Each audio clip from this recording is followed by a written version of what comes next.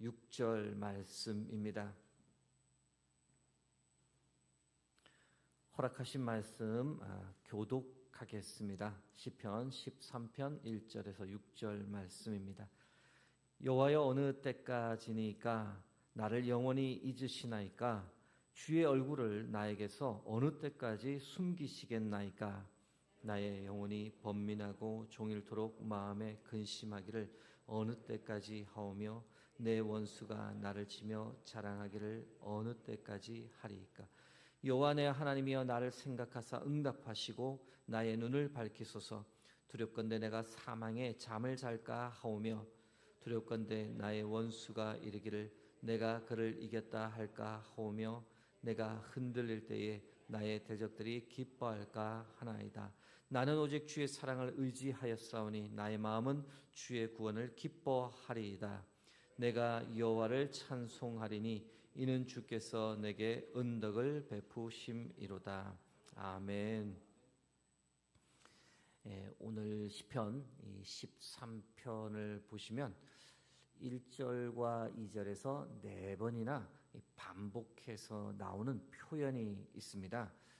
그것이 무엇이냐면 어느 때까지, 어느 때까지, 어느 때까지, 어느 때까지, 이 4번이나 이제 반복되고 있습니다. 1절 전반부 한번 다시 보실까요? 여호와여, 어느 때까지니까 나를 영원히 잊으시나이까? 사람은 자신의 존재가 잊혀지는 것에 대한 두려움을 가지고 있죠. 죽음을 두려워하는 것도 실제로는 사라지는 것에 대한, 잊혀지는 것에 대한 두려움에서 비롯된다라고 볼 수 있습니다. 그런데 여러분, 만일 하나님께서 나를 기억하지 못하신다, 나를 전혀 알아보지 못하신다, 과연 어떤 기분이 들겠습니까? 오늘 시편에서 다윗이 이제 그렇게 느꼈던 거죠. 하나님께서 완전히 자신을 잃어버린 것과 같은 느낌을 호소하는 겁니다. 그러다 보니 철저히 버려진 것 같고, 그로 인해서 이제 두려움이 생기고, 그것이 지금 1절 전반부에서 표현되고 있는 겁니다. 하나님, 언제까지 저를 잊어버리실 겁니까? 영원히 아예 저를 잊어버리실 겁니까? 이어지는 1절 후반부에서는 이 잊혀짐에 대한 두려움을 조금 다르게 표현하고 있는데, 1절 후반부에는 어떻게 표현하느냐? 주의 얼굴을 나에게서 어느 때까지 숨기시겠습니까? 그런 생각을 해보는 거죠. 다윗이 하나님께서 이제 자신을 잃어버리신 것 같으니 다윗이 방법을 생각해 보는 거죠. 하나님께서 자신을 찾지 않는 것 같으니 그럼 자기가 먼저 하나님을 더 간절히 찾아보겠다고 하나님을 찾아가 만나겠다고 결심한 겁니다.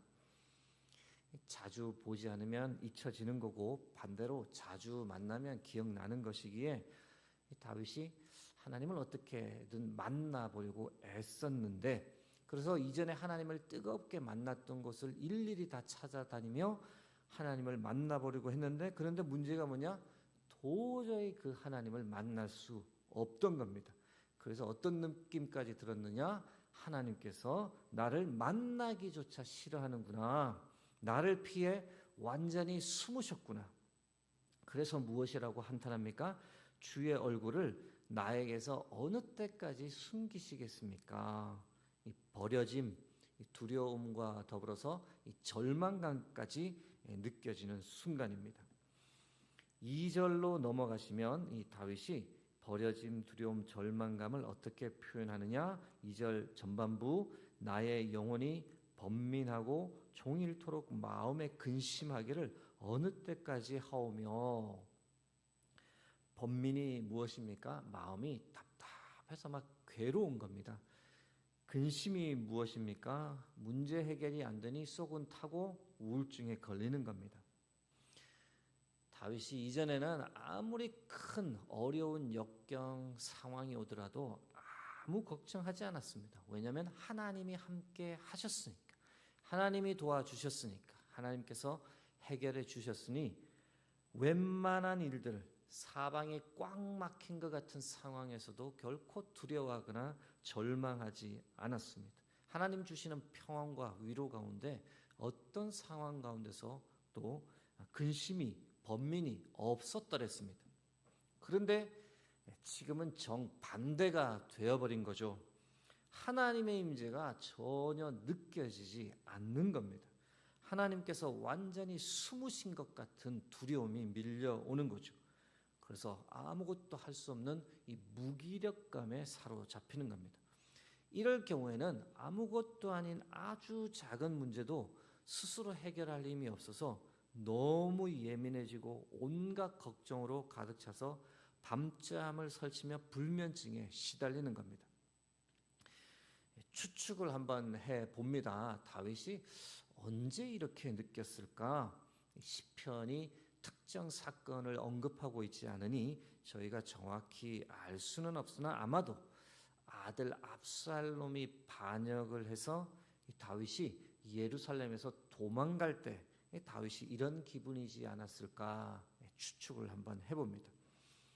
아들 압살롬의 반란 사건이 사무엘하 14장부터 나오는데요. 당시 이 아들 압살롬 인기가 보통이 아니었습니다.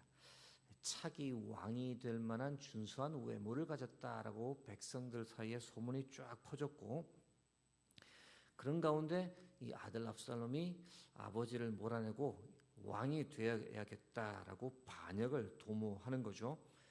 가장 먼저 자기를 위해 병거와 말들, 호위병, 즉 군대를 준비했습니다. 반역을 위해서는 가장 중요한 것이죠. 다음으로 백성들의 환심을 사기 시작했는데 이 예루살렘 성문 앞에서 재판관 역할을 아주 잘하면서 백성들의 마음을 확 끌기 시작했습니다. 백성들의 마음이 아버지 다윗에게서 점점 자기에게로 오도록 유도한 겁니다. 4년간 철저히 준비했고 다윗이 이것을 빨리 파악하고 압살롬을 멈추었어야 했는데 그러지 못한 겁니다. 가장 결정적인 것은 이 다윗에게 최고의 지략가 아히도벨이라는 사람이 있었는데 그 사람까지 이제 아들 압살롬 편에 서게 된 거죠. 드디어 아들 압살롬이 헤브론에서 왕으로 등극하고 아버지를 몰아내고 왕이 되기 위해 예루살렘으로 군대를 몰고 오는 상황이었습니다. 이 소식을 듣고 다윗이 어떻게 반응했느냐?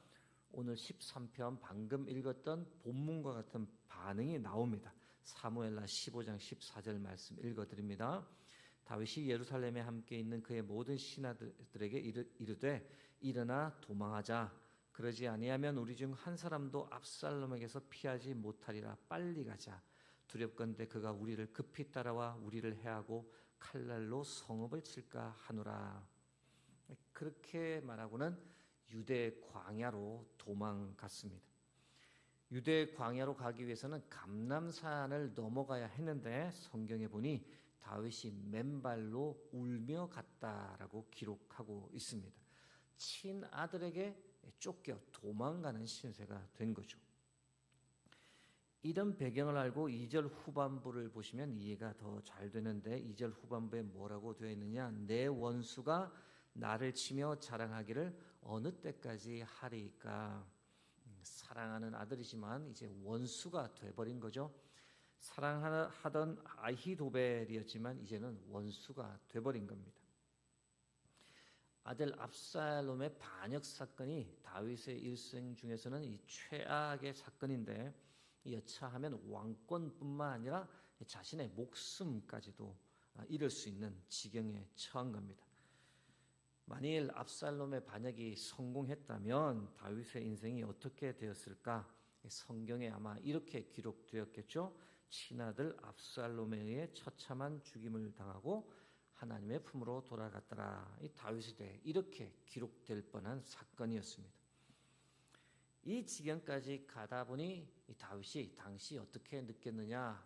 이제는 하나님께서 나를 완전히 잊으셨구나. 나를 완전히 버리셨구나. 하나님의 얼굴을 나로부터 완전히 숨기셨구나. 여기서 이제 우리가 잠깐 5절과 6절 말씀을 좀 보려 합니다. 잠시 3, 4절을 건너뛰고 5, 6절로 점프하려고 하는데요. 5절, 6절 말씀 함께 다시 보시겠습니다. 제가 읽어드립니다.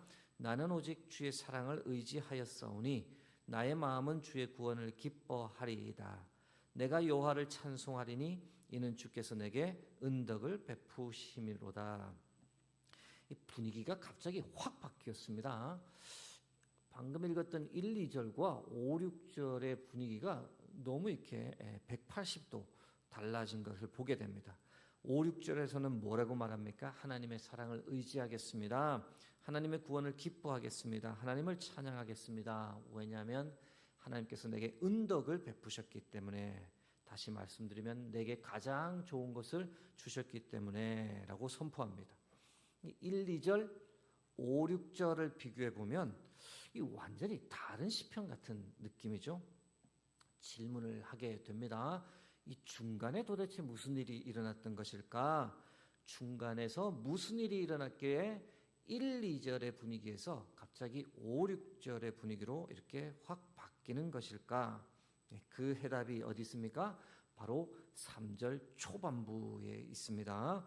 오늘 하루 우리가 다른 것은 다 잊어버려도 꼭 하나 기억하고 붙잡아야 될 말씀이 있다면 이 3절 초반부입니다. 제가 읽어드립니다. 여호와 내 하나님이여 나를 생각하사 응답하시고 나의 눈을 밝히소서. 같이 한번 읽어볼까요? 여호와 내 하나님이여 나를 생각하사 응답하시고 나의 눈을 밝히소서. 세 가지 기도가 이 안에 담겨져 있죠. 나를 생각해 주십시오. 잊어버리지 말아 주십시오. 두 번째, 내게 응답해 주십시오. 하나님, 늦어도 제가 기다리겠습니다. 반드시 응답해 주십시오. 세 번째, 나의 눈을 밝혀 주십시오. 하나님, 절망 가운데 있지 아니하고 믿음의 눈을 제게 주셔서 이 상황 인내하며 버티도록 도와주십시오. 여호와 내 하나님이여 나를 생각하사 응답하시고 나의 눈을 밝히소서. 사랑하는 여러분, 우리가 때로 최악의 상황에 맞닥뜨릴 때가 있죠. 그 상황 어떻게든 해결해 보려고 최선의 노력을 다했는데 아무 소용이 없을 때 정말 포기하고 싶을 때가 옵니다. 그럴 때 생각이 듭니다. 하나님 살아계신 건지, 나를 정말 기억하시는 건지, 나를 도와주시는 건지 의구심이 들 때가 있죠. 여러분, 그럴 때 우리가 기억해야 할 것이 무엇이냐? 상황은 포기해도 좋습니다. 그러나 무엇은 포기하면 안 된다? 기도는 포기하면 안 됩니다. 여러분, 더 이상 내 힘으로 어떻게 할 수 없을 때 안 되는 거 계속 붙잡을 필요 없습니다. 그냥 포기하십시오. 흘러가도록 놔두십시오. 그럴 때는 과감히 포기해도 됩니다. 대신 무엇을 포기하면 안 된다고요? 기도는 절대 포기하면 안 됩니다. 그때는 오히려 더 붙잡아야 될 것이 무엇이냐? 바로 기도인 줄로 믿습니다. 하나님께 그때는 더 나와야 합니다. 비록 하나님께서 내게서 얼굴을 숨긴 것 같고 나를 완전히 잊어버린 것 같을지라도 그때 더 하나님의 얼굴을 구하기 위해 더 간절히 기도의 자리에 나와야 합니다. 간구해야 합니다. 하나님, 더 이상 하나님의 얼굴을 내게서 숨기지 마시고 그 얼굴 내게로 향하여 드사 하나님의 밝은 빛 내게 비춰 주옵소서. 그것만이 내가 살 길입니다. 도와주옵소서. 이렇게 인내하고 인내하며 기도하는 겁니다. 여호와 내 하나님이여 나를 생각하사 응답하시고 나의 눈을 밝히소서. 여러분, 포기하지 않고 그렇게 계속 기도하면 우리가 반드시 하나님의 얼굴을 볼 줄로 믿습니다. 하나님의 응답을 들을 줄 믿습니다. 최악의 상황을 해결해 주시는 하나님의 구원의 손길을 우리가 반드시 경험할 줄로 믿습니다. 사랑하는 여러분, 오늘 시편이 13편이 우리의 고백이 되길 주의 이름으로 축복합니다.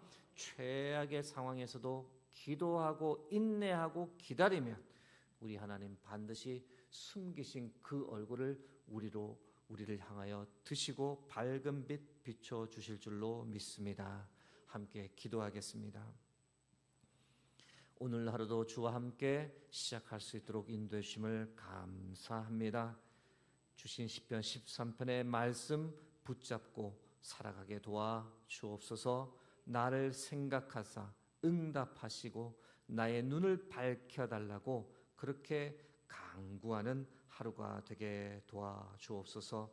이 새벽 감사해서 자녀들로 인해서 감사해서 하나님께 감사헌금 올려드립니다. 귀하고 복된 일, 생명을 살리는 일에 쓰일 수 있도록 하나님 함께하여 주옵소서. 감사드리며 존귀하신 예수 그리스도의 이름으로 기도드립니다.